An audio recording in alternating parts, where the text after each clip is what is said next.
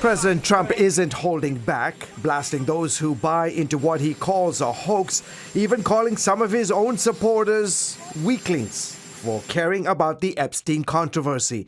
Their new scam is what we will forever call the Jeffrey Epstein hoax, and my past supporters have bought into this BS, hook, line, and sinker, the president wrote on Truth Social. Mr.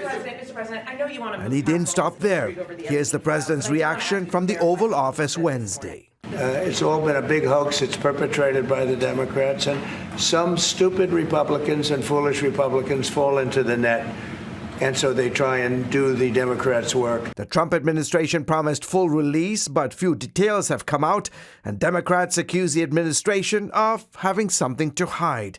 Some lawmakers want Ghislaine Maxwell, the woman convicted of helping Epstein recruit and abuse underage girls, to testify and shed more light on the case. More Republicans are joining calls for transparency.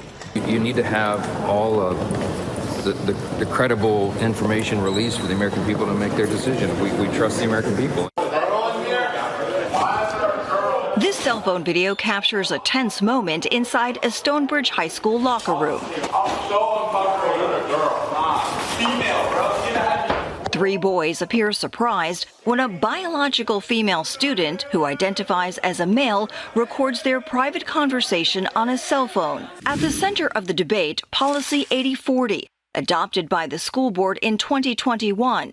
It allows students to use restrooms and locker rooms that align with their gender identity.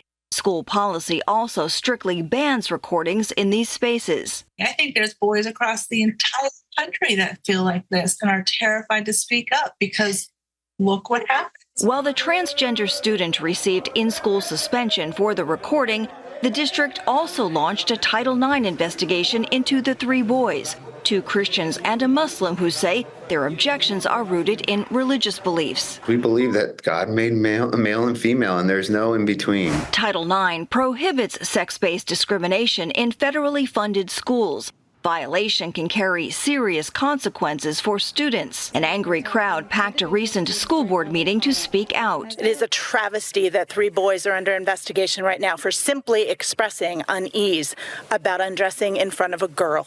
Trans people are not dangerous. Assuming they are is. This isn't the district's first high-profile controversy tied to gender policy. Israeli Prime Minister Benjamin Netanyahu is doubling down on Israel's recent strikes in Syria, calling them both defensive and strategic.